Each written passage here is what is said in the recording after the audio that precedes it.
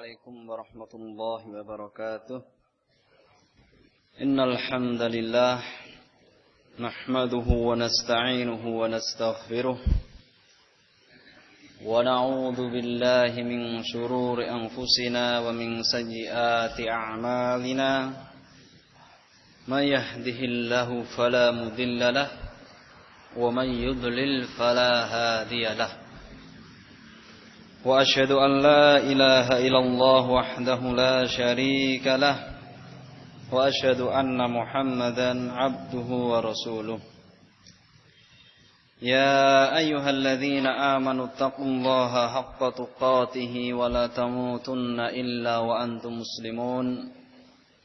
يا أيها الناس اتقوا ربكم الذي خلقكم من نفس واحدة وخلق منها زوجها وبث منهما رجالا كثيرا ونساء واتقوا الله الذي تساءلون به والأرحام إن الله كان عليكم رقيبا. يا أيها الذين آمنوا اتقوا الله وقولوا قولا سديدا يصلح لكم أعمالكم ويغفر لكم ذنوبكم ومن يطع الله ورسوله فقد فاز فوزا عظيما.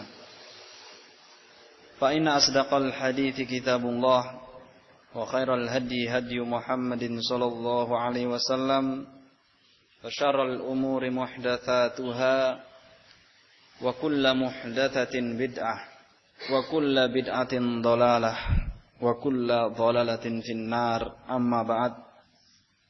Hadirin dan hadirat rahimakumullah, berbicara tentang Syiah dan akidah Syiah, berbicara tentang kejahatan Syiah merupakan jihad fi sabilillah yang Allah Subhanahu wa taala telah perintahkan di dalam kitabnya. Ya ayuhan nabiyyu jahidil kuffara wal munafiqina waghluz alaihim wa ma'wahum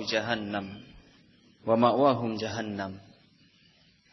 Wahai Nabi, perangilah orang-orang kafir dan orang-orang munafik dan bersikaplah keras kepada mereka, dan tempat kembali mereka adalah di jahannam. Merupakan perkara yang wajib bagi seorang muslim yang mengetahui tentang hakikat kejelekan Syiah. Allah Subhanahu wa taala telah menjelaskan jalan-jalan orang yang sesat di dalam Al-Qur'an, ya, agar terbedakan mana sabilil haq dan mana sabilul batil, agar jelas bagi hambanya mana jalan yang benar dari jalan yang batil. Jihad merupakan dzurwatu sanamil Islam, puncak amalan tertinggi di dalam Islam. Ya, oleh karena itu amalan ini membutuhkan kesungguhan, keikhlasan, tulus hati dalam melakukan jihad ini. Sebagaimana amalan-amalan yang lainnya bisa gugur dan tidak diterima di sisi Allah Subhanahu wa taala jika tidak ada ikhlas, terlebih lagi jihad, ya, amalan yang besar di sisi Allah Subhanahu wa taala. Seperti halnya hijrah yang Rasulullah SAW gambarkan. Hijrah merupakan pengorbanan yang besar, meninggalkan anak istri, keluarga, harta, rumah. Namun kata beliau, faman kanat hijratuhu lidunya yusibuha aw imra'atin yankihuha fa hijratuhu ila ma hajara ilaih. Maka barang siapa yang hijrahnya itu untuk dunia yang ingin dia raih atau wanita yang ingin dia nikahi, maka hijrahnya itu akan sampai kepadanya, tidak akan sampai kepada Allah dan Rasulnya. Hijrah di waktu itu adalah dalam rangka membela agama Islam, berjihad bersama Rasulullah sallallahu alaihi wasallam. Oleh karena itu, saya himbau untuk diri saya sendiri dan antum sekalian ketika mempelajari, mengkaji sebuah pemahaman sesat. Hendaklah kita niatkan berjihad di jalan Allah. Kita ikhlaskan. Kita meminta pertolongan dari Allah SWT. Kita hanyalah hamba yang lemah. Allah SWT telah memerintahkan agar kita senantiasa meminta pertolongan kepada Allah SWT. Jika kita lihat secara zahir, ya, secara lahir, kekuatan musuh-musuh Islam itu lebih besar. Makar mereka, tipu daya mereka licik dan busuk. Tidak ada yang bisa mengalahkan mereka kecuali Allah Subhanahu wa taala. Apalagi menghadapi kaum Syiah yang prinsip dasar agama mereka diantaranya adalah taqiyah, menyembunyikan kebusukan di dalam hatinya, menampakkan kebaikan di hadapan kita. Oleh karena itu, marilah kita meminta pertolongan kepada Allah Subhanahu wa taala untuk menjaga diri kita, menjaga keluarga kita, menjaga kaum muslimin, dan juga dalam rangka berjihad fisabilillah, meminta dengan sesungguh-sungguhnya sebagaimana Rasulullah SAW tatkala dihadapkan perkara yang besar, tatkala terjadi perang Badr, kaum muslimin masih sedikit, orang-orang kufar Quraisy dengan persenjataan yang lengkap, pasukan yang lebih besar, maka Allah SWT mengingatkan, ingatlah tatkala kalian beristighatsah kepadaku, maka aku mengabulkan semuanya itu. Sampai-sampai Rasulullah SAW bermunajat kepada Allah SWT, dan beliau mengatakan, Allahumma intuhlik hadhil isabah lam tuqbad fil ardi. Ya Allah, seandainya engkau membinasakan kelompok ini, kaum muslimin di waktu itu, maka niscaya engkau tidak akan pernah disembah di muka bumi. Ini Rasulullah SAW, ya, beliau meminta dengan sangat kepada Allah SWT pertolongan dari sisinya. Apalagi kita, Rasulullah SAW yang beliau maksum, terjaga dari kesalahan, ibadahnya terjamin lebih sempurna jauh dari umatnya, dari kita semuanya. Beliau senantiasa meminta pertolongan kepada Allah Subhanahu wa taala. Tidak ada yang bisa memenangkan dalam berjihad ini kecuali pertolongan dari Allah Subhanahu wa taala. Kemudian juga di dalam mempelajari suatu pemahaman yang sesat, hendaklah kita mengambil ibrah, mengambil pelajaran. Jangan sampai diri kita terjerumus dalam kesesatan. Jangan merasa aman terhadap diri kita.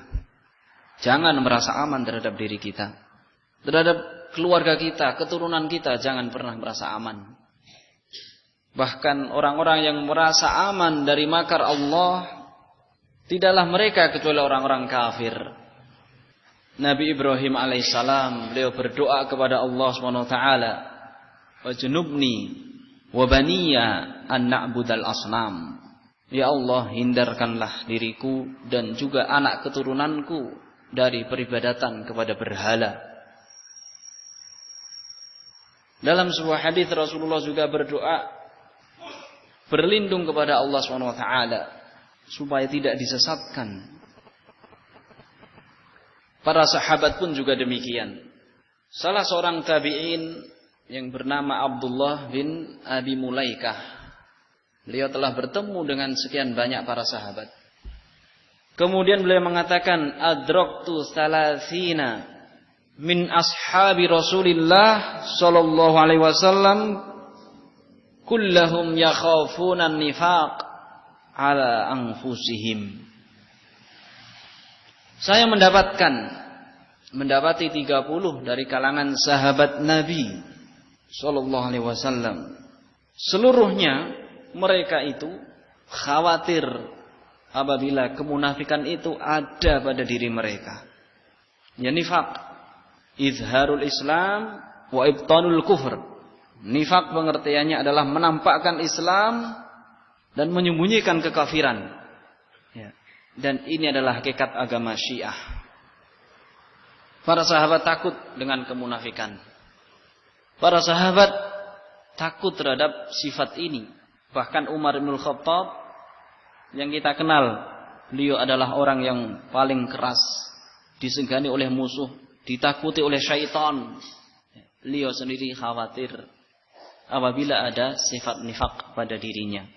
Sehingga tatkala Rasulullah sallallahu alaihi wasallam menceritakan kepada Hudzaifah bin Yaman tentang nama-nama orang munafik, maka kemudian Umar mendatangi Hudzaifah, bertanya dan bersumpah di hadapan Hudzaifah, apakah Rasulullah sallallahu alaihi wasallam menyebutkan aku termasuk dari golongan mereka? Ini menunjukkan bahwasanya orang-orang yang imannya tebal, imannya kuat, mereka mengkhawatirkan terhadap diri mereka sendiri akan kesesatan, kemunafikan, kefasikan.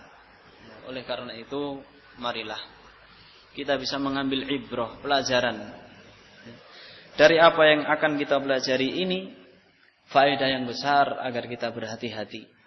Perlindungan untuk diri kita, keluarga kita dan keturunan kita yang nanti akan ditanya di sisi Allah apa yang telah diamanahkan kepada kita ini, yaitu keluarga dan anak-anak kita. Berbicara tentang Syiah, tak luput akan kita pelajari dulu tentang asal mula Syiah. Telah banyak kitab yang menjelaskan tentang Syiah atau Rafidhah. Di antara kitab para ulama al-mutaqaddimin, kitabnya Syekhul Islam Ibnu Taimiyah rahimahullah. Beliau membahas dalam kitab beliau Minhajus Sunnah An-Nabawiyah.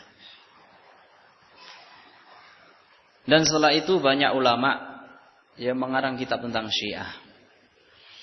Pengertian Syiah secara bahasa adalah pengikut, ya. Dikatakan Syiatu fulan kalau dia mengikuti seseorang. Adapun pendiri Syiah adalah Abdullah bin Saba al-Yahudi. Abdullah bin Saba al-Yahudi al-Himyari. Dia adalah seorang Yahudi dari Son'a, Yaman. Ya. Dia juga dikenal dengan Ibnu Sauda. Ibnu Sauda, anaknya seorang wanita yang berkulit hitam. Ya. Layaknya bangsa Yahudi yang mereka bertabiat buruk, licik dan penuh dengan makar, demikianlah juga Abdullah bin Saba.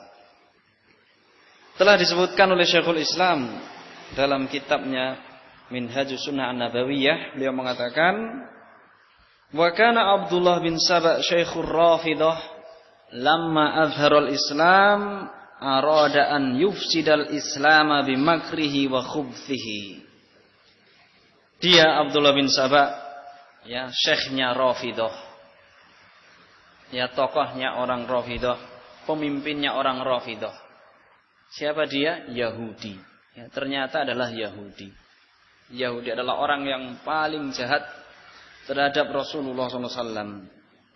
Ingatkah antum sekalian bahwasanya Rasulullah SAW beliau pernah disihir oleh Labid bin A'sam al-Yahudi. Orang-orang Yahudi berusaha membunuh Rasulullah SAW. Bahkan salah satu sebab wafatnya Rasulullah SAW kena racun yang ditaburkan pada daging kambing di saat perang Khaybar. Siapa yang meracuni beliau? Wanita Yahudiyah. Telah banyak riwayat-riwayat yang menunjukkan, ya, kejahatan orang-orang Yahudi. Demikianlah Abdullah bin Saba dari bangsa mereka yang keumumannya akhlaknya jelek, buruk, jahat dan penuh dengan makar. Tatkala dia menampakkan Islam, berpura-pura masuk Islam, dan inilah sifat kemunafikan, maka dia ingin menghancurkan Islam dengan makarnya dan kebusukannya. Kama fa'ala Bulus bidinin Nasara, sebagaimana seorang yang bernama Paulus, ya, yang mengaku masuk agama Kristen, agama Nasara, tapi dalam rangka merusak agama Nasara. Fa'adharon nusuka thumma adharol amra bil ma'ruf wan nahya 'anil munkar. Setelah dia pura-pura masuk Islam, Abdullah bin Saba menampakkan seorang yang giat beribadah, giat dalam melakukan amar ma'ruf nahi munkar. Hatta sa'a fi fitnati Utsman wa qatlihi. Tatkala dia menampakkan gigihnya dia dalam beribadah, dia terlihat seorang yang suka melakukan amar ma'ruf nahi munkar, maka dia pun berhasil memprovokasi umat ya, sampai terbunuhnya Khalifah Utsman bin Affan ya. Suatu peristiwa yang menyedihkan, darah yang suci, seorang sahabat yang mulia, dijamin beliau masuk surga, dibunuh oleh Abdullah bin Saba dengan komplotannya. Kalau yang terbunuh itu adalah manusia kaum muslimin biasa saja, kita merasa sedih, maka yang terbunuh adalah sang Khalifah Utsman bin Affan. Tentunya kesedihan kita sangat mendalam. Dan ini adalah kecintaan seorang mukmin kepada saudaranya.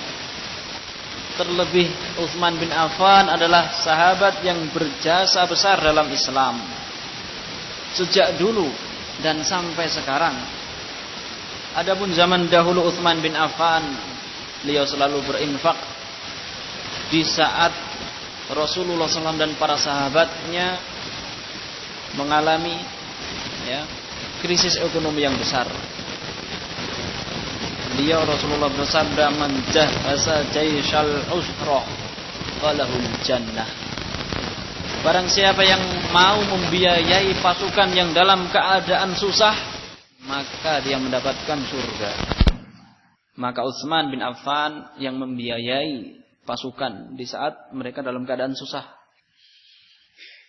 Kemudian juga Rasulullah mengatakan, barang siapa yang mau membeli bi'rur rum ya, sumur yang di situ kaum muslimin meminum, kemudian mengambil manfaat dari sumur tersebut, falahul jannah, maka dia akan mendapatkan surga. Utsman juga yang membelinya dan banyak keutamaan.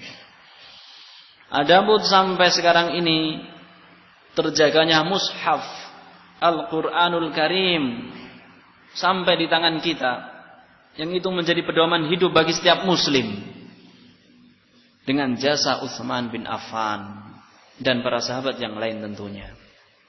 Utsman bin Affan sudah mendapatkan pesan dari Rasulullah SAW dalam sebuah hadis, dan dinukil hadis ini oleh Syekh Muqbil dalam Al-Jami'us Shahih. Makna hadisnya, ya Utsman, innallaha albasaka libasan fa idza arada al-munafiqun an yakhla'uhu fala tanza'hu. Wahai Utsman, sungguhnya Allah telah mengenakan kepada engkau suatu pakaian. Maka apabila orang-orang munafik ingin menanggalkan pakaian tersebut, maka jangan rela, jangan engkau tanggalkan pakaian tersebut. Dengan sebab ini maka Utsman, beliau mempertahankan kekhalifahan, kepemimpinan tidak diberikan kepada orang-orang munafik karena pesan dari Rasulullah SAW untuk bersabar.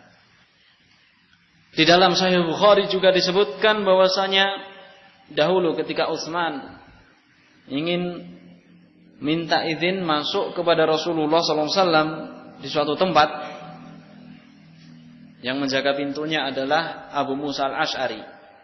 Sebelumnya Abu Bakar minta izin untuk masuk menemui Rasulullah. Kemudian Rasulullah mengatakan, "Idzan lahu wa basyirhu bil jannah."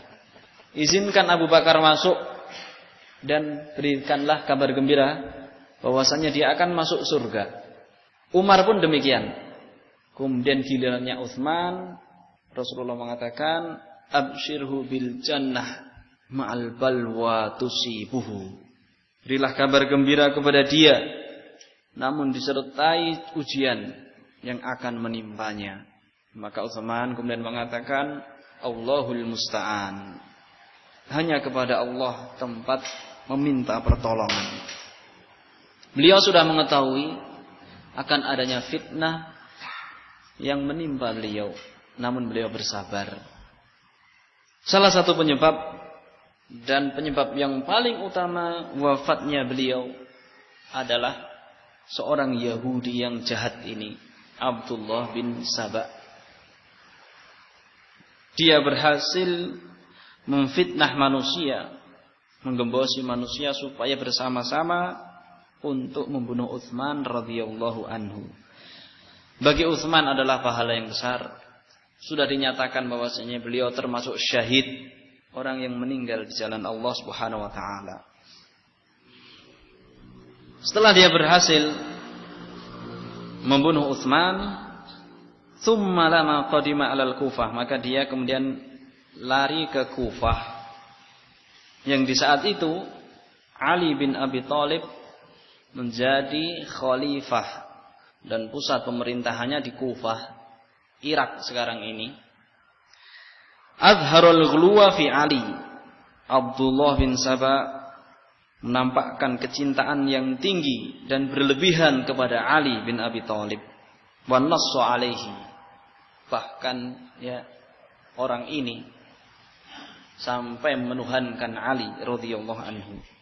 Liyatamakkana bidzalika min aghradihi. Semua itu dia lakukan supaya dia bisa meraih apa yang dia inginkan. Ya, kejahatan-kejahatannya supaya bisa dengan mulus diterima oleh umat, ya, karena dia menampakkan orang yang cinta kepada Ali. Wa balagha dzalika aliyan fatalaba qatlahu. Namun Ali, seorang khalifah yang adil, yang bijaksana, mendengar kabar ini, ya, dia mencari Abdullah bin Saba, kemudian bermaksud untuk membunuhnya. Faharaba minhu ila Qurqusiyah. Maka Abdullah bin Saba tatkala mendengar kabar pencarian sang khalifah ini, dia lari ke Qurqusiyah. Wa khabaruhu ma'ruf wa qad dzakarahu ghairu wahidin minal ulama. Kabar tentang Abdullah bin Saba ini sangat masyhur, dikenal oleh para ulama, ya. Tidak satu ulama yang menyebutkan. Yang saya bacakan tadi adalah ucapan Syekhul Islam Ibnu Taimiyah rahimahullahu taala, menjelaskan tentang hakikat orang-orang Syiah. Dengan menampakkan mereka itu cinta kepada Ali dan menyatakan mereka adalah Syiatu Ali, maka sampai sekarang ya mereka dikenal dengan nama ini, Asy-Syiah. Kemudian apakah benar dakwaan mereka, apakah benar pengakuan mereka bahwasanya mereka mencintai Ali, mencintai Ahlul Bait? Ya tentunya namanya orang yang cinta itu akan mengikuti orang yang dicintainya. Cinta itu butuh pembuktian. Salah satu contohnya misalnya, bukti bahwasanya mereka adalah orang yang paling jauh dengan Ali bin Abi Thalib. Salah satu contohnya adalah sahabat Ali radhiyallahu anhu adalah orang yang keras, melarang keras perbuatan nikah mut'ah. Dalam sebuah riwayat an Aliin annahu sami'a Ibnu Abbas yulayyinu fi mut'atin nisa. Dari Ali bahwasanya dia mendengar Ibnu Abbas bersikap lunak terhadap nikah mut'ah, praktek nikah mut'ah.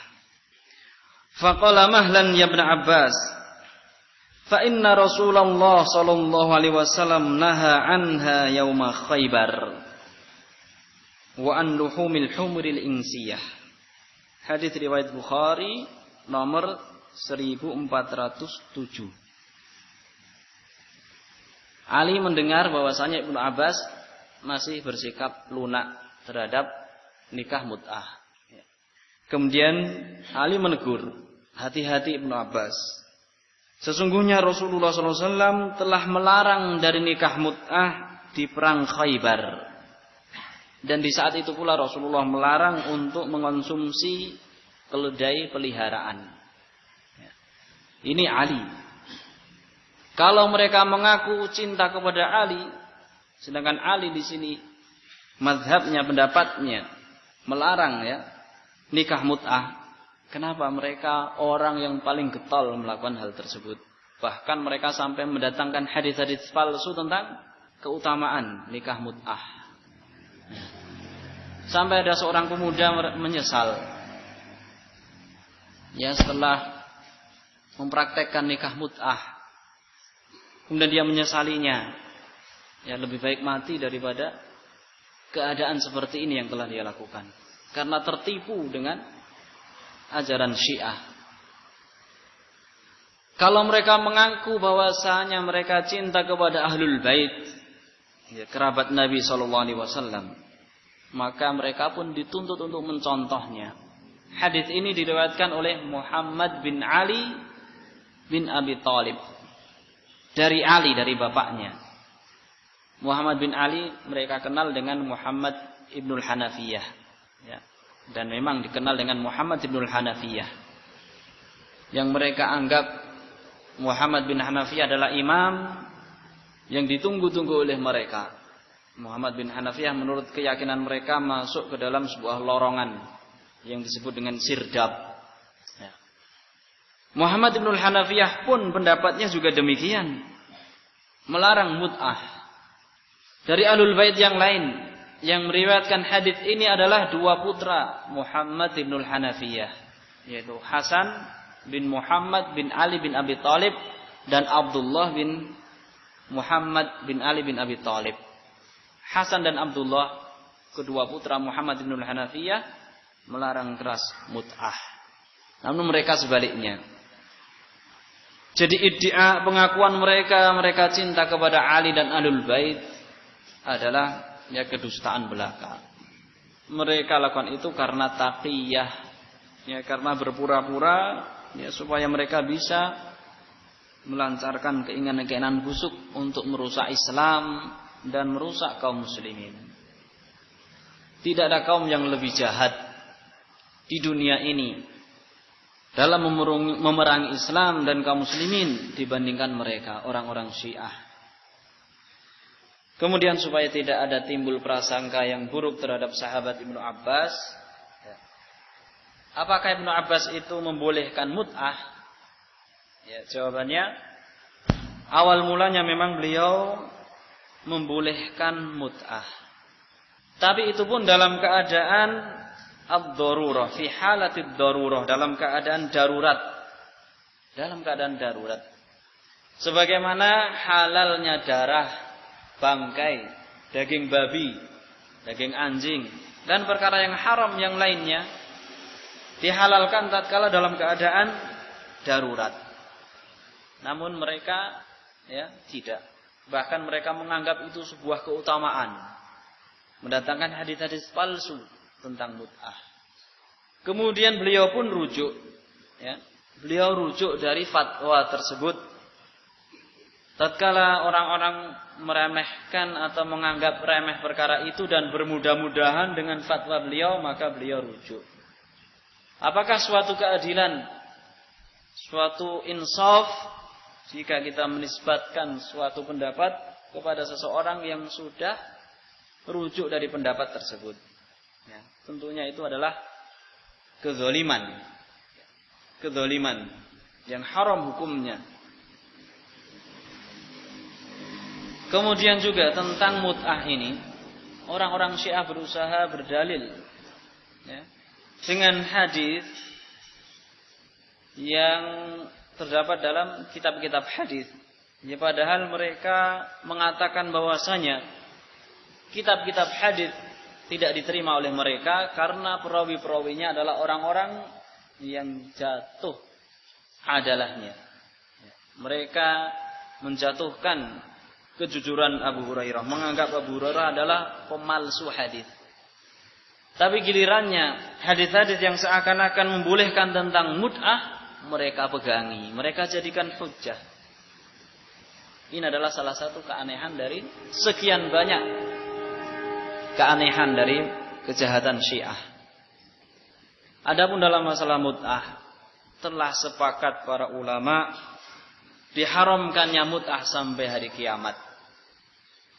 Imam Nawawi rahimahullah menjelaskan bahwasanya mut'ah sebelum Khaybar, di tahun ke-7 Hijriah, sebelum perang Khaybar pernah dibolehkan. Kemudian dilarang kembali oleh Rasulullah SAW. Kemudian di saat Fathu Makkah tahun ke-8 Hijriah, dibolehkan selama beberapa hari. Umar bin Khattab menjelaskan selama 3 hari, salatatu ayyam. Kemudian setelah itu diharamkan kembali ila yaumil qiyamah. Sebagaimana dalam Sahih Muslim dari sahabat Rabi' bin Sabrah. Rasulullah dalam sabdanya mengatakan, kuntu qad adzintu lakum fil istimta' bin nisa' wa inna Allaha qad harramaha ila yaumil qiyamah faman indahu syai'un minhunna falyukhallis sabilahu wa la ya'khud syai'an mimma qad a'taitumuhunna. Rasulullah dalam hadis Muslim ini beliau menjelaskan, dulu saya pernah menghalalkan mut'ah. Namun kemudian Allah SWT telah mengharamkan sampai hari kiamat. Sampai hari kiamat. Berarti mut'ah ini mansukh, telah dihapus hukumnya. Barang siapa di antara kalian masih ada yang melakukannya, maka hendaklah ditinggalkan. Wanita yang masih dia nikahi dengan nikah mut'ah, hendaklah dibiarkan, ditinggalkan. Dan janganlah dia mengambil sesuatu yang telah diberikan kepada para wanita yang dinikahi dengan nikah mut'ah. Dari keterangan ini maka sesungguhnya para ulama sudah ijma' sepakat tentang haramnya mut'ah. Maka bagi siapa yang kemudian menghalalkannya, berarti dia menyelisih ijma' para ulama, menyelisih kesepakatan para ulama. Menyelisih kesepakatan para ulama. Yang menukilkan ijma' tentunya banyak, ya, Ibnu Abdul Bar, Ibnul Mungdir, kemudian banyak ulama yang telah menukilkan ijma' tentang haramnya nikah mut'ah. Kemudian cukuplah menjadi suatu perbuatan kejahatan yang besar, kezinaan yang mereka jadikan ya ajaran. Mereka sendiri tidak mau jika mut'ah, nikah mut'ah itu dipraktekkan kepada anak-anak mereka sendiri. Tokoh-tokoh Syiah tidak mau jika mut'ah itu dipraktekkan kepada istri-istri mereka, anak perempuannya. Mereka tidak rela. Mereka tidak rela, namun mereka dengan kejahatannya melakukan itu pada wanita-wanita kaum muslimin. Rasulullah SAW dalam sebuah hadis, beliau didatangi oleh seorang pemuda, yang pemuda ini dengan polosnya meminta untuk diizinkan melakukan zina. Kemudian Rasulullah mengatakan, atardahu li ummik, apakah kamu rela jika zina itu terjadi menimpa ibumu? Apakah kamu rela jika zina itu menimpa anak perempuanmu?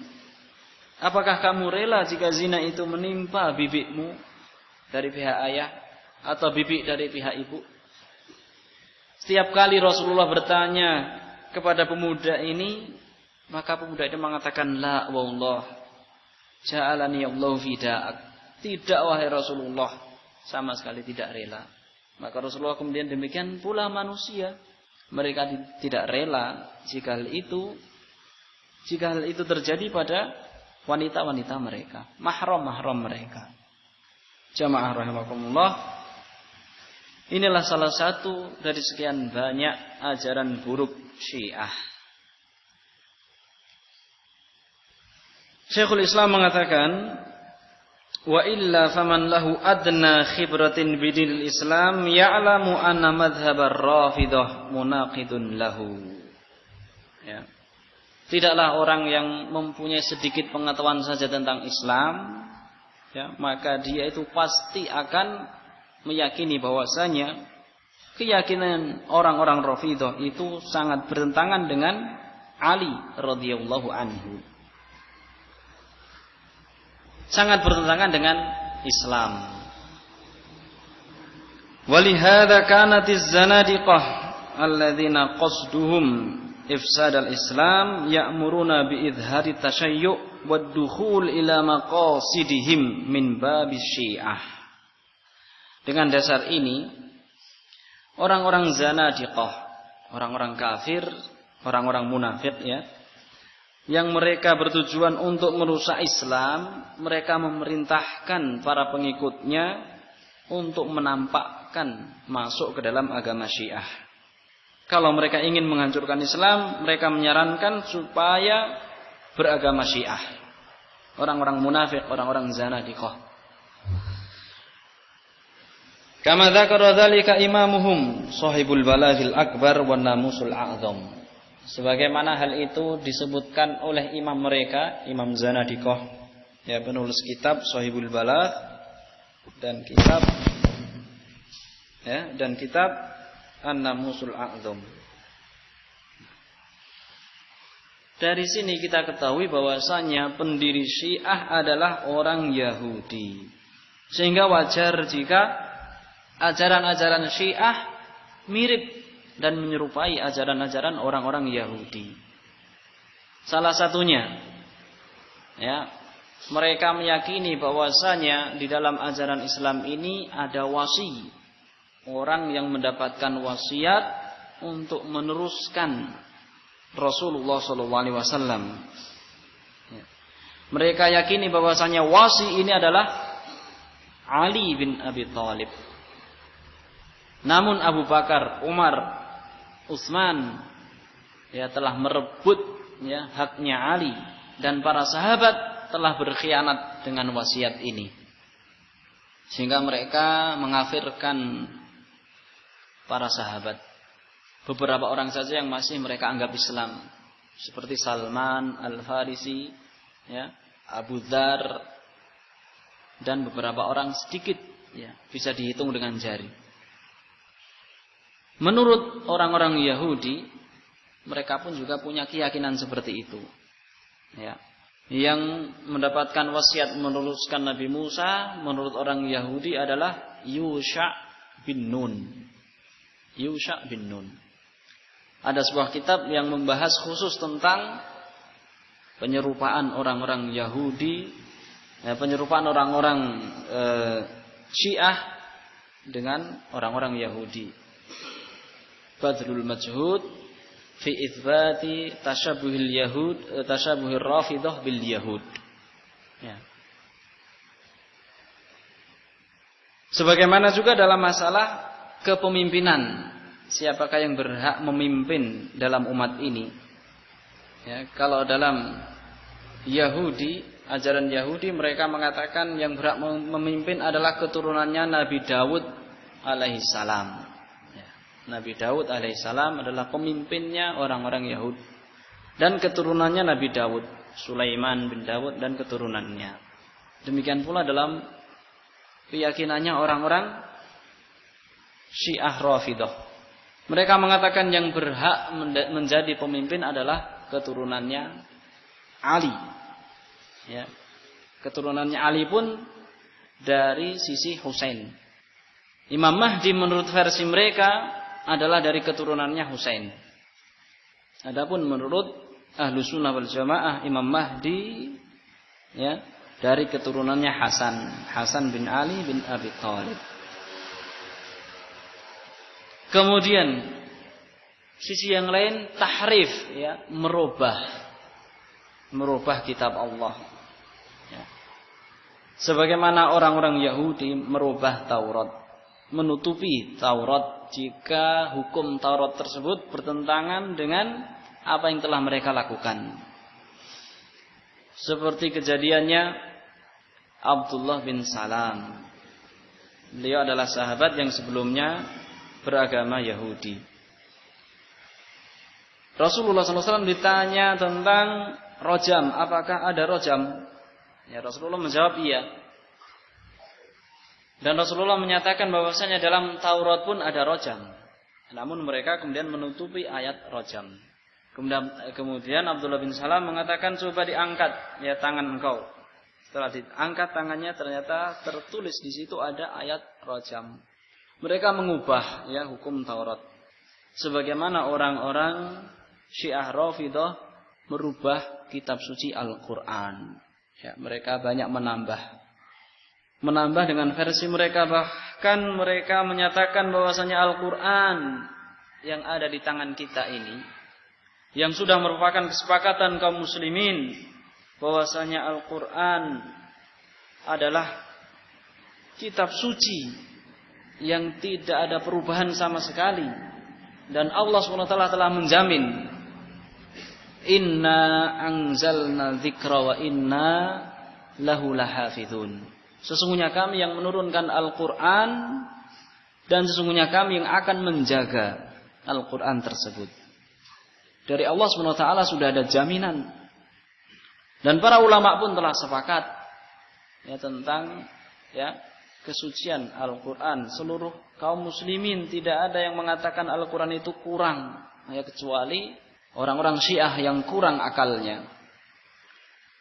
Kemudian dalam hal mencintai dan membenci, wala wal bara, ya, orang-orang Yahudi mereka mencintai sebagian rasul saja, membeda-bedakan. Mencintai sebagian malaikat, memusuhi sebagian malaikat. Seperti mereka benci terhadap Jibril, ya, dengan alasan yang tidak benar. Demikian orang-orang Syiah Rafidhah mencintai sebagian sahabat dan mengafirkan ya ribuan para sahabat, ghulu yang berlebihan. Kemudian ciri khas ya orang Syiah, ciri khas mereka adalah al-kadzib, dusta, dan ini adalah agama mereka. Syekhul Islam mengatakan, wa qad ittafaqa ahlul ilmi bin naqli war riwayah wal isnad anna ar-rafidhah akdzabut tawaif wal kadzibu fihi qadim. Telah sepakat ahlul ilm dengan penukilan dan riwayat dan sanad yang kuat bahwasanya orang-orang Rafidhah adalah kaum yang paling dusta. Kedustaan mereka itu ada sejak dahulu kala dan dijadikan prinsip, dijadikan akidah. Walihada kana a'immatul Islam ya'lamuna imtiyazahum bikathratil kadzib. Dengan inilah para imam-imam kaum muslimin mengetahui kekhususan ciri khas orang-orang Rafidhah dengan banyaknya berdusta. Su'ila Malik anir Rafidhah. Imam Malik ditanya tentang orang-orang Rafidhah, faqala la tukallimhum wa la tarwi anhum. Jangan kamu mengajak bicara mereka dan jangan kamu mengambil riwayat dari mereka. Fa innahum yakdzibun. Sesungguhnya mereka itu orang-orang yang dusta. Imam Malik ya, yang mazhabnya tersebar di seluruh dunia, mazhab Malikiyah. Demikian pula Imam Syafi'i, mazhabnya juga tersebar di seluruh dunia, mazhab Syafi'iyah. Beliau mengatakan lam aro ashhada bizzur minar Rafidhah. Saya tidak tahu orang yang lebih berani bersaksi dengan sumpah palsu dibandingkan mereka orang-orang Rafidhah. Ya, orang-orang Rafidhah paling berani bersumpah dengan sumpah palsu. Sami'tu Yazid bin Harun yaqul yuktabu an kulli sahibi bid'atin idza lam yakun da'iyatan illa Rafidhah fa innahum yakdzibun. Yazid bin Harun beliau mengatakan ditulis hadits itu dari pelaku-pelaku bid'ah selama dia bukan dai. Selama dia bukan dai maka boleh menulis hadits dari mereka. kecuali Rafidhah. Tidak boleh. Walaupun orang Rafidhah itu bukan dai, bukan penyeru kepada bid'ahnya, tetap tidak boleh. Ya, kenapa? Karena mereka adalah orang-orang yang suka berdusta. Lebih ringan bid'ahnya Khawarij ya dibandingkan bid'ah Rafidhah, jelas ya. Karena prinsipnya orang-orang Khawarij adalah Al-Qur'an dan As-Sunnah cuma salah dalam memahaminya. Tidak berdasarkan dengan pemahaman salafus saleh. Adapun prinsip dasar mereka adalah az-zandaqah. Ya. Aslu bid'atihim zandaqah wa ilhad wa ta'ammudil kadzib. Ini pernyataan Syekhul Islam Ibnu Taimiyah bahwasanya prinsip Rafidhah adalah zandaqah, nifaq. Wa ilhad, memang mereka itu ingin menyimpang dari agama Islam dan sengaja membuat kedustaan. Sehingga inilah ya kesepakatan para ulama salaf. Mereka sepakat tidak boleh meriwayatkan hadis dari orang-orang Rafidhah. Waqad qala Syariq Ibnu Abdullah Al-Qadhi Al-Kufi min aqrani Tsauri wa Abi Hanifah, ahmilul ilma an kulli man laqitu. Saya akan mengambil ilmu dari orang yang aku jumpai, siapapun dia, illa Rafidhah, kecuali orang-orang Rafidhah, fa innahum yadhunal hadis, karena mereka memalsukan hadis. Wa yattakhidunahu dinan, dan mereka jadikan hadis-hadis palsu itu sebagai agama. Ya. Syarik disebutkan oleh Syekhul Islam, padahal Syarik dia pernah mengatakan saya adalah orang Syiah. Entah pernyataannya itu bagaimana, yang jelas Syekhul Islam mengatakan Syarik ini adalah orang yang pernah mengatakan ya, saya termasuk dari Syiah. Wa hadhihi syahadatuhu, dan ini persaksian Syarik ya kepada orang-orang Syiah sendiri.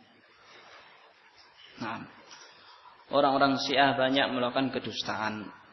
Tafsir-tafsir mereka ya sangat jahat.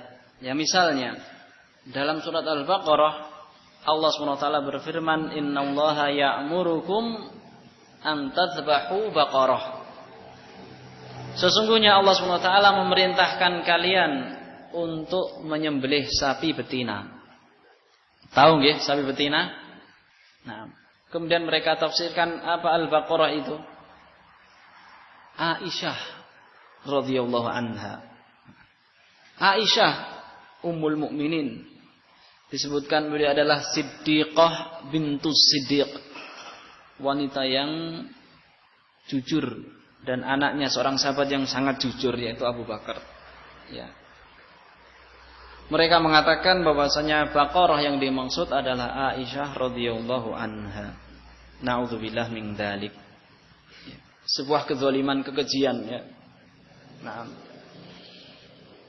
Kemudian dari sekian banyak kejahatan ini, apakah suatu keadilan jika Syiah ini dibiarkan merajalela, dilindungi oleh pemerintah, mendirikan suatu organisasi masyarakat sebagaimana memang telah terjadi ya, mereka mendapatkan izin kemudian mendirikan ormas yang mereka sebut dengan Ijabi, Ikatan Ahlul Bait Indonesia, yang diketahui oleh Jalaluddin Rahmat.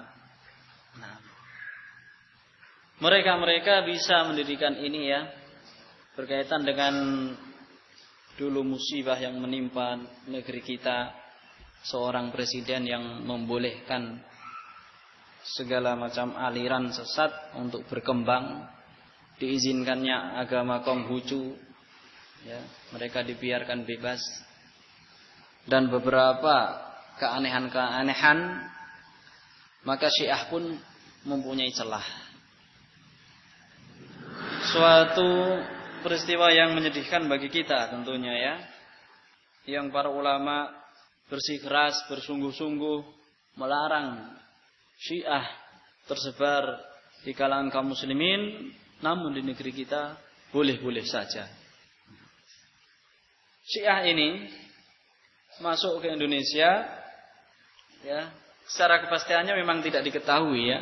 Ada yang mengatakan sejak dahulu kala semenjak kerajaan Islam pertama. Kerajaan Islam pertama itu kerajaan apa?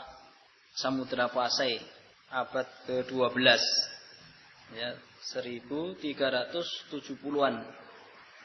Ya, setelah runtuhnya kerajaan Majapahit yang berada di Aceh. Nama pemimpin raja di saat itu Sultan Malik As-Saleh. Ini orang-orang Syiah yang mereka mendakwahkan bahwasanya sudah ada Syiah di Indonesia sejak tahun itu. Namun mereka melakukan taqiyah, menampakkan mazhab Syafi'iyah, ya, sehingga yang dikenal agama yang masuk Islam di Indonesia dibawa oleh orang-orang yang bermazhab Syafi'i. Ya. Dan pendapat ini disayangkan ada orang-orang yang memperkuatnya. Sebagian ahli sejarah yang disebut pemerhati Islam, mereka membenarkan adanya ini. Namun tentang kebenarannya wallahu alam, Allah SWT yang mengetahui itu semuanya. Yang jelas Syiah sebelum terjadi revolusi Iran, ya, dalam bahasa Arabnya Iran. Tahun berapa revolusi Iran? 1979. Ya. Syiah di Indonesia memang sudah merebak, sudah ada. Namun mereka masih bersembunyi. Tujuan mereka, ya, yang menjadi tujuan utama mereka bisa masih beragama Syiah, walaupun dengan sembunyi-sembunyi, berdakwah untuk kalangan sendiri, karib kerabat, keluarga. Pada tahun 1973, ya, berdirilah pesantren tertua ala madzhab Syiah di Bangil, ya, Jawa Timur. Siapa pendirinya? Husain Al-Habsyi. Husain Al-Habsyi. Disitulah diajarkan mazhab Syiah. Nah, kemudian Syiah mulai populer lagi setelah revolusi Iran tadi, yaitu tahun 1979. Mulai marak, ya, karena keberhasilan pemimpin Khomeini dalam melakukan revolusi Iran, ya, menggemparkan para mahasiswa, sehingga mereka mengagumi, ya, pemikiran Syiah. Di kampus-kampus yang, ya, terkenal mereka dengan orang-orang yang intelektual seperti di ITB, yang merebak pemahaman Syiah, yaitu Jalaluddin Rahmat dan yang semisalnya.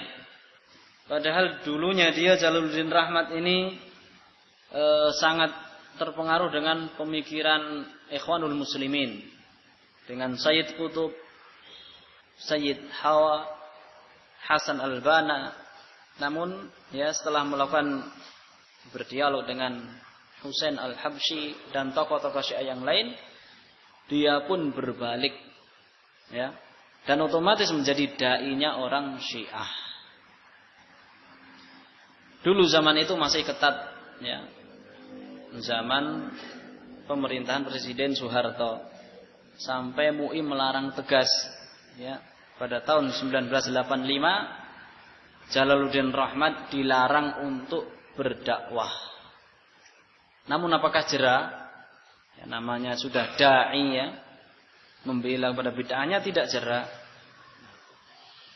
Dia mendirikan yayasan di kota Bandung, Yayasan Al-Mutahhari, yang kemudian dari yayasan tersebut lahirlah suatu SMA yang dikenal dengan, ya, sekolah yang modern, ya, teknologi, karena pendirinya adalah, ya, mereka dari orang-orang ITB Bandung.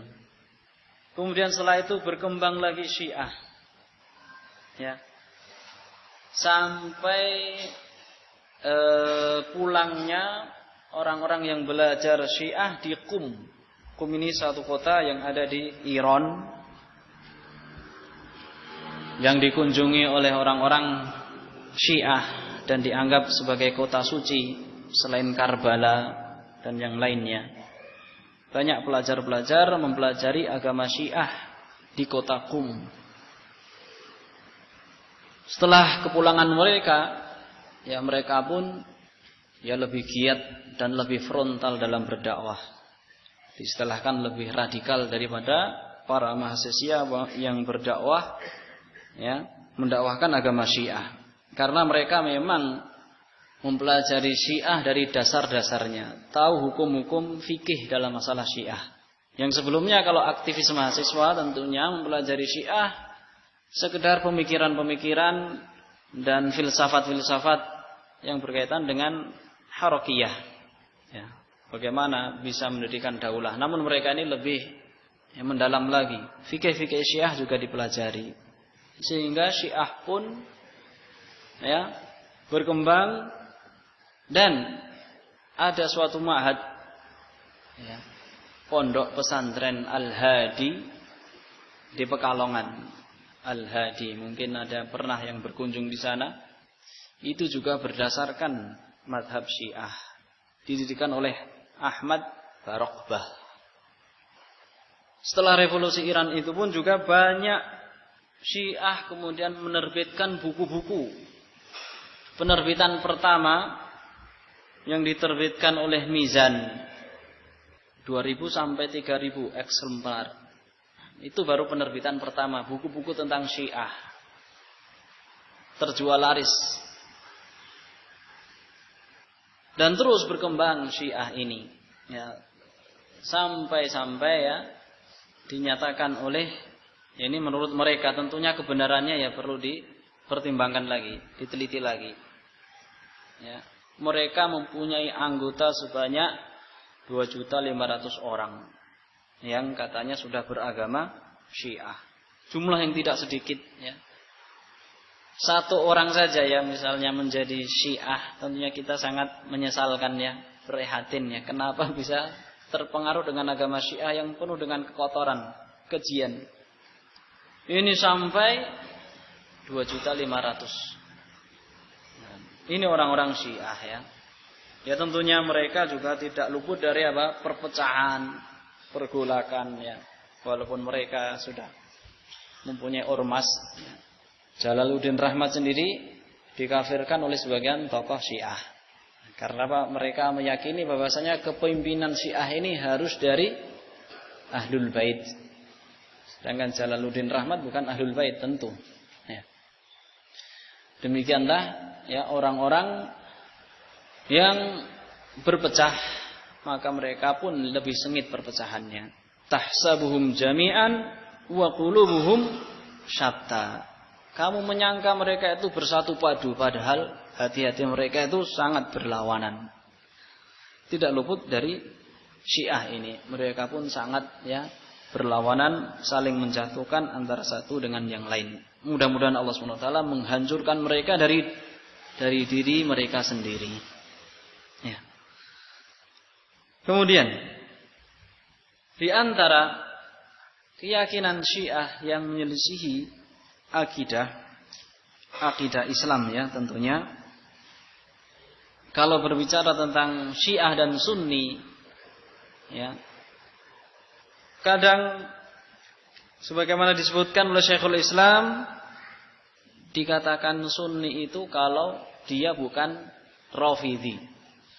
Ya. Syekhul Islam mengatakan, menukilkan ini, tapi beliau hanya menyebutkan keyakinan orang awam. Sebagian orang awam meyakini bahwasanya yang namanya ahlul bidah, ahlul ahwa itu adalah Rafidhah. Adapun kalau bukan Rafidhah maka disebut Sunni. Syekhul Islam mengatakan, "Fa bihadza yatabayyanu annahum syarru min amati ahlil ahwa." Dari keterangan di atas yang seluruhnya tadi, jelaslah bahwasanya mereka itu yang paling jelek di antara ahlul ahwa. Yang paling jelek adalah Rafidhah. Wa ahqqu bil qital minal khawarij. Mereka lebih pantas untuk diperangi, lebih pantas untuk dibunuh daripada orang-orang khawarij. Sehingga Ali bin Abi Thalib tatkala terjadi fitnah khawarij, ya, beliau mengutamakan untuk membunuh orang-orang Rafidhah. Beliau perintahkan pembantunya yang bernama Kumbur untuk menggali parit. Kemudian orang-orang Rafidhah dimasukkan ke parit dan dibakar. Walaupun perbuatan beliau diingkari oleh Ibnu Abbas, ya, tidak layak seorang pun untuk mengazab, menyiksa dengan api kecuali Rabbnya api, yaitu Allah Subhanahu wa taala. Memang mereka adalah orang yang pantas untuk diperangi dan dibunuh dibandingkan orang-orang Khawarij. Namun cara membunuhnya sebagaimana sabda Rasulullah, fa idza qataltum fa ahsinul qitlatah. Qitlah. Kalau kamu membunuh maka baguskanlah cara membunuhnya. Yaitu dengan cara yang lain, bukan dengan dibakar. Intinya di sini Syekhul Islam mengatakan mereka itu pantas untuk diperangi, pantas untuk dibunuh dibandingkan orang-orang Khawarij. Kalau pemerintah kita melarang keras, ya, Khawarij, terorisme, ya, dihabisi, bahkan ya sangat ketat mereka mengawasi orang-orang Khawarij, tentunya orang-orang Syiah ini lebih ketat lagi harus diperhatikan. Nah, mereka lebih jahat dibandingkan orang-orang Khawarij. Wa hadha huwa sabab fi ma sya'a fil 'urfil 'am. Syekhul Islam mengatakan inilah sebab yang tersebar di tengah-tengah masyarakat umum, anna ahlul bid'ah humur Rafidhah. Ya, mereka mengatakan yang namanya ahlul bid'ah itu adalah orang-orang Rafidhah. Fal 'amatu sya'a 'indaha anna didda sunni huwa rafidi faqat. Ya. Orang-orang awam mereka memahami bahwasanya kebalikannya sunni adalah rafidi. Jadi dikatakan dia bukan sunni karena dia rafidi. Kalau dia bukan Rafidi maka disebut Sunni. Nah, ini yang terjadi di tengah-tengah masyarakat, ya, pemahaman mereka seperti ini. Kenapa demikian? Li'annahum azharu mu'anadatan lis-sunnati Rasulillah sallallahu alaihi wasallam. Ya, karena mereka menampakkan secara terang-terangan memerangi sunnah Rasulullah sallallahu alaihi wasallam. Berbeda dengan Khawarij, ya. Mereka tidak bermaksud memerangi sunnah. Maksud mereka adalah memahami Al-Qur'an dan As-Sunnah, namun salah dalam memahaminya karena tidak dibimbing dengan pemahaman salafus saleh. Ya. Kalau mereka menyengaja, ya, karena mazhab mereka sebagaimana disebutkan oleh Syekhul Islam, ya, seperti tadi, ya, aslu madzhabir Rafidhah az-zandaqah wal ilhad wa ta'ammudil kadzib. Prinsip dasar mereka adalah zandaqah, nah, kemunafikan, kemudian ilhad, memang sengaja untuk menyimpangkan Islam dan juga sengaja berdusta. Ini asli dari madhab mereka. Nah, mulai karena itu sudah sepantasnya kalau kita berlindung dari Allah SWT dari kejahatan mereka.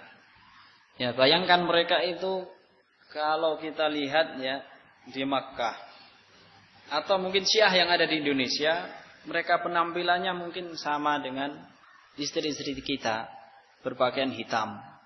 Sebagian mereka memakai hijab. Ya, sebagian mereka memakai hijab. Dikira orang awam persis dengan kita. Nah, kemudian juga Abdullah bin Sabah, dia itu bisa menyusupkan pemahamannya di tengah-tengah umat terbaik ini. Ya. Di saat itu masih banyak para sahabat, masih menyebar banyak para sahabat. Di Madinah lagi, kota ilmu, kota Rasulullah SAW. Bagaimana dia bisa menyebarkan pemahamannya? Apalagi kita sekarang ini yang semua aliran bebas, Siapapun boleh masuk ke aliran manapun dan siapapun bisa menyusup di tengah-tengah kita. Tidak ada yang bisa menjaga akidah, menjaga keselamatan kita kecuali Allah Subhanahu wa taala. Sehingga banyak berdoa dengan doa ya muqallibal qulub tsabbit qalbi ala dinik wa ya munsharifal qulub sharif qalbi ila taatik. Ya. Sebagaimana Rasulullah SAW banyak berdoa dengan doa ini. Wa a'udzubika bi'izzatika an tudillani. Dalam sebuah hadis Rasulullah berdoa, ya Allah, aku berlindung dengan keperkasaanmu dari engkau akan menyesatkanku.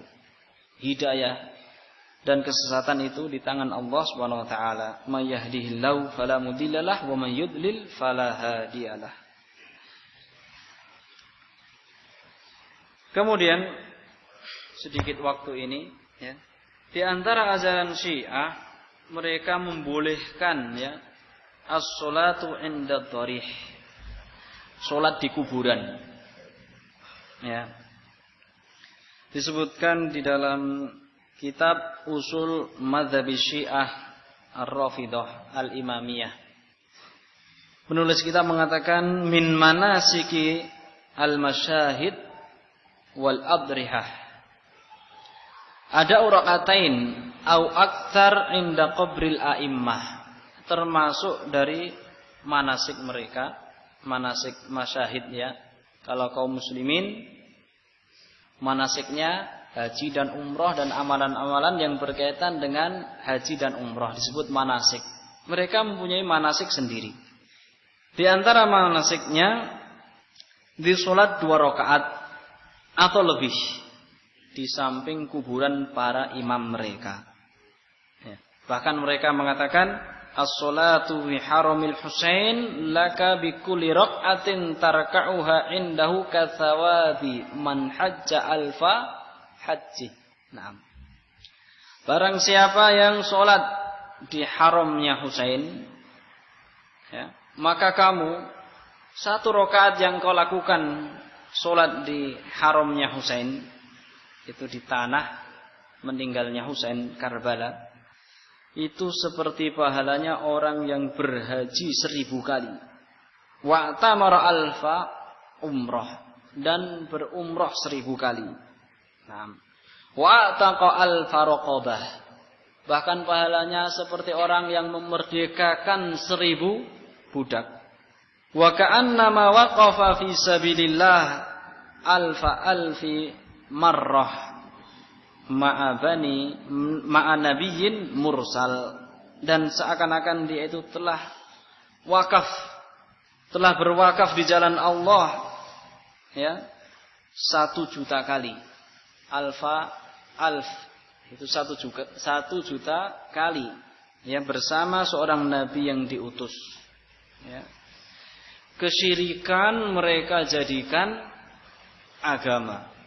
Dalam agama kita dilarang sholat menghadap ke kuburan.